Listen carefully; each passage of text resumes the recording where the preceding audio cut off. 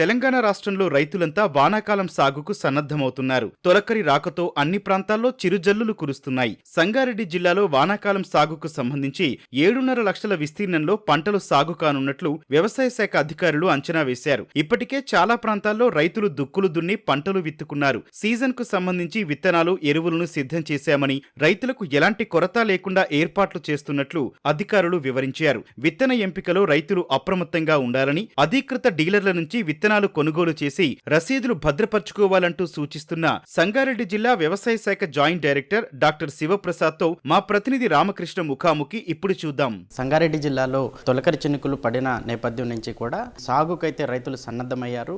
ఈ ఏడాది జిల్లా వ్యాప్తంగా ఎంత పంట పండిస్తున్నారు, ఏమేమి పంటలు పండిస్తున్నారు, ప్రభుత్వం నుంచి ఎలాంటి ప్రోత్సాహాలు ఉన్నాయనే విషయాలను తెలుసుకోవడానికి మనతో పాటు ఉన్నారు సంగారెడ్డి జిల్లా అగ్రికల్చర్ జాయింట్ డైరెక్టర్. ఆయన అడిగి మరిన్ని విషయాలు తెలుసుకుందాం. సార్ నమస్కారం.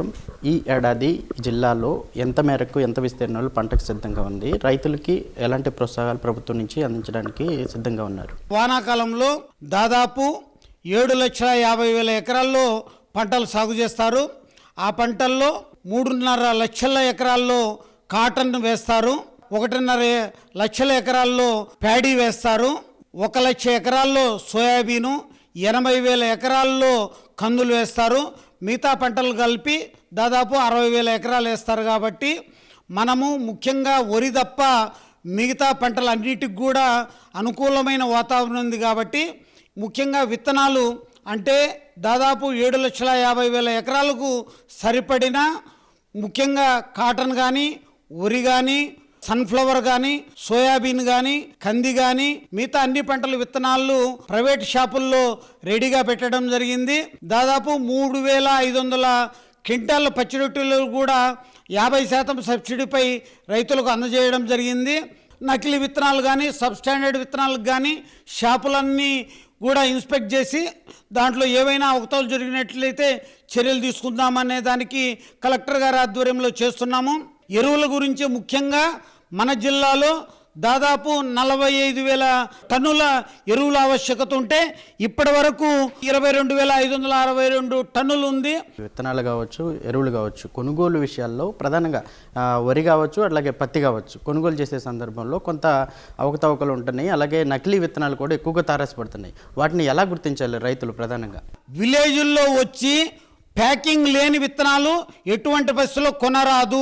మీరు లైసెన్స్ పొందిన డీలర్ల నుంచి బిల్లు తీసుకొని, లాట్ నెంబర్ చూసుకొని, గడువు తేదీ ఉందా లేదా అనేది చూసుకొని కొన్నట్లయితే ఎలాంటి నకిలీ విత్తనాలు పొరపాటున వచ్చే అవకాశం లేదు. కాబట్టి అలాగే మీకు ఎలాంటి అనుమానం ఉన్నా కూడా టోల్ ఫ్రీ నెంబర్ కూడా మన జిల్లా లెవెల్లో ఏర్పాటు చేయడం జరిగింది. 8977554669. జిల్లా వ్యాప్తంగా కొన్ని చోట్ల కూడా పంటలు ఆల్రెడీ విత్తనాలు వేశారు. ఇంకా వేయని వాళ్ళు నేలని పరీక్షించుకోవడానికి ఎలాంటి జాగ్రత్తలు తీసుకోవాల్సి ఉంటుంది? మొత్తం మన యునైటెడ్ సంగారెడ్డి జిల్లా కలిపి మంచి సఫిస్టికేట్ అయిన సాయిల్ టెస్టింగ్ ల్యాబ్ మన దగ్గర ఉంది. ఈ ఇయర్ మనకు 17,000 శాంపుల్ టార్గెట్ ఇచ్చింది. సోయింగ్ చేయని రైతులందరికీ కూడా ముఖ్యంగా మనము నారాయణ ఖేడ్ మండలము 12,000 శాంపుల్ తీసేదానికి గవర్నమెంట్ అనుమతి ఇచ్చింది. అలాగే మిగతా రైతులు ఎవరైనా కూడా సాయిల్ శాంపుల్ తీసుకోవాలనుకుంటే, టెస్ట్ చేయించుకోవాలంటే మీ సంబంధిత ఏఈఓను సంప్రదిస్తే వాళ్ళు తీస్తారు. అలాగే ఆ శాంపుల్ కూడా ఉచితంగా సంగారెడ్డి ల్యాబ్కి పంపించి టెస్ట్ చేయించి ఏదైతే ఆ లిస్టు ఉందో ప్రకారము మీకు వెంటనే అందజేయడం జరిగింది. దీనికి 20 రోజులు పడుతుంది. కాబట్టి మీరు వెంటనే ఈ సదవకాశాన్ని ఎవరైనా కూడా చేసుకోవచ్చు. ప్రభుత్వం నుంచి ఈ ఏడాది వ్యవసాయానికి సంబంధించిన రైతులకి ఎలాంటి ప్రోత్సాహాలు ఉన్నాయి? అటు డ్రిప్ ఇరిగేషన్ కానీ ఏమైనా రాయితీ కానీ, లేకపోతే ఉచితంగా అందించే ఏమైనా పరికరాలు కానీ ఇవేమైనా ఉన్నాయా? మన జిల్లాలో గ్రీన్ మెన్యూర్ విత్తనాలు దాదాపు 3,800 క్వింటాలు 50% సబ్సిడీపై ఇవ్వడం జరిగింది. అలాగే ఎరువులు కూడా ముఖ్యంగా అన్ని రకాల ఎరువులు కూడా, అది డిఏపి కానీ, కాంప్లెక్స్ కానీ, యూరియా కానీ అన్నీ కూడా గవర్నమెంట్ ఆఫ్ ఇండియా సబ్సిడీ ఇస్తూ ఉంది. మీకు కొనే సంచిపైనే ఎంత సబ్సిడీ, ఎంత ఎంఆర్పి అనేది ఉంటుంది. కాబట్టి దాన్ని గమనించగలరు.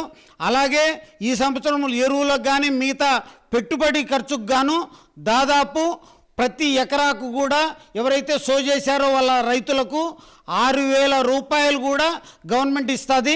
మొత్తంగా రైతు భరోసా కావచ్చు, అంటే సన్న వడ్లకి 500 రాయితీ కూడా ఇస్తామని చెప్తుంది. ఇప్పుడు ఎంతవరకు ఉంది జిల్లాలో వీటికి సంబంధించిన వివరాలు? మన గవర్నమెంట్ గత 2 సీజన్ల వారీగా సన్న వడ్లు పండించే రైతులందరికీ కూడా ఒక క్వింటాలకు 500 రూపాయలు బోనస్ ప్రకటించింది. ఈ సంవత్సరం కూడా గవర్నమెంట్ ఈ బోనస్ ఇవ్వడం జరుగుతూ ఉంది. రైతులు అధికంగా దిగుబడి పొందాలన్న క్రమంలో ఈ ఎరువులు కావచ్చు, పురుగు మందులు కావచ్చు కొంచెం ఎక్కువ మేర వాడుతున్నట్టు కూడా తెలుస్తూ ఉంది. దానివల్ల ఈ ఆహారం ఏదైతే ఉందో మనం తినే ఆహారంలో కొంత కలుషితం అవుతుందని కూడా తెలుస్తూ ఉంది. దానికి సంబంధించి అసలు మోతాదులు ఎకరానికి ఎంత వాడాల్సి ఉంటుంది, మన రైతులు ఎంత వాడుతున్నారు, దానివల్ల నష్టం ఏమైనా చేకూరే అవకాశం ఉంటుందా? చాలామంది రైతులు యూరియాను చాలా తక్కువ రేటు ఉంది కాబట్టి ఎక్కువ 4-5 బస్తాలు కూడా వేస్తున్నారు. అట్లాగే షుగర్ కేన్లో కూడా 5-6 బస్తాలు ఎక్కువ వేస్తున్నారు.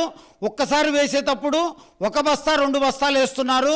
చాలామంది రైతు సోదరులు ఏంటంటే ముఖ్యంగా ఆకులు గ్రీన్గా కావాలి, పచ్చగానే వస్తే ఎక్కువ దిగుబడి వస్తూనే అపోహలో ఇది వేస్తున్నారు. కాబట్టి యూరియా ఎక్కువ శాతం ఒక్క కట్టగిన అంటే 50 కేజీలు 45 కేజీలు వేస్తే దాంట్లో 20 నుంచి 50% మాత్రమే ఉపయోగపడుతుంది, మిగతా వృధా అవుతుంది. కాబట్టి రైతు సోదరులు దఫాలుగా 20 నుంచి 30 కేజీలు ఎకరాకు మాత్రమే వేయాలి. ఎక్కువగా భాస్వరం ఎరువులు ముఖ్యంగా డిఏపి కానీ లేకుంటే 20 కానీ కాంప్లెక్స్లు అన్నీ కూడా నాటేటప్పుడు కానీ నాటిన తర్వాత 20 రోజుల్లో కానీ వేయాలి. పైపాటుగా మాత్రం వేయరాదు. అలాగే భాస్వరం ఎరువు ఎక్కువ ధర ఉన్న ఈ ఎరువు అంతా కూడా భూమిలో దఫాలుగా ఎక్కువ వేయడం వలన భూమిలో ఫిక్స్ అయింది. అంత డబ్బు పెట్టే బదులు భాస్వరం releasing bacteria, phosphorus releasing bacteria PSB అంటాము, దానికిన వాడితే భూమిలో ఉన్న భాస్వరం ఎరువును కరిగించి మన పంటకు ఈజీగా అవకాశం ఉంది. ఇలాగ మనం అవసరం మేరకే వాడాలి. ఎక్కువ అతను వేసినాడు ఇతను వేసినాడని ఎక్కువ వాడితే వృధా అవుతుంది, పురుగు తెగులు ఎక్కువ వస్తాయి. అలాగే చాలామంది ముఖ్యంగా కాటన్లో కానీ లేకుంటే వరిలో కానీ చాలామంది రైతులు పురుగు కంట్రోల్ చేయాల్సిన అవసరం ఉందని చెప్పేసి అవసరం ఉన్నా లేకున్నా పురుగు మందులు వాడుతున్నారు. అట్లా కాకుండా ముఖ్యంగా ఏది అవసరమే అంటే పురుగా తెగుల లోపమా దాన్ని తెలుసుకొని దాని తగిన మందునే తగిన మొత్తంతో వేసుకుంటే కాస్ట్ ఆఫ్ కల్టివేషన్ కూడా తగ్గుతుంది, నికరాదాయం కూడా పెరుగుతుంది. కాబట్టి అవసరం మేరకే పురుగు మందులు వాడాలి. పురుగు మందులు అవసరం లేకుండా వాడితే కోత దశలో కూడా వాడితే ముఖ్యంగా ఆ పురుగుల మందుల అవశేషాలన్నీ కూడా పంటలో ఉండి మనము తర్వాత తినేటప్పుడు అవన్నీ కూడా మన బాడీలోకి పోయి రోగాలు ఎక్కువ వస్తున్నాయి. అధికారులు కానీ లేకుంటే శాస్త్రవేత్తలు చెప్పిన మోతాదు మాత్రమే వాడవలసిందిగా కోరుచున్నాను. ముఖ్యంగా ఈ పురుగు మందులు కావచ్చు, అలాగే ఎరువులు వాడటం వలన అనారోగ్యమే తప్ప ఆరోగ్యం ఉండదని చెప్పి కూడా జిల్లా వ్యవసాయ శాఖ అధికారులు చెప్తున్నారు. అదేవిధంగా ఈ నకిలీ పత్తి విత్తనాలు కావచ్చు, వరి విత్తనాలు కావచ్చు మార్కెట్లో తారసపడితే వాటిని టాస్క్ ఫోర్స్ నియంత్రించే విధంగా కూడా చర్యలు తీసుకున్నామని చెప్తున్నారు. కెమెరామెన్ మొహమ్మద్ షాతో రామకృష్ణ, ఈటీవీ న్యూస్, సంగారెడ్డి నుంచి.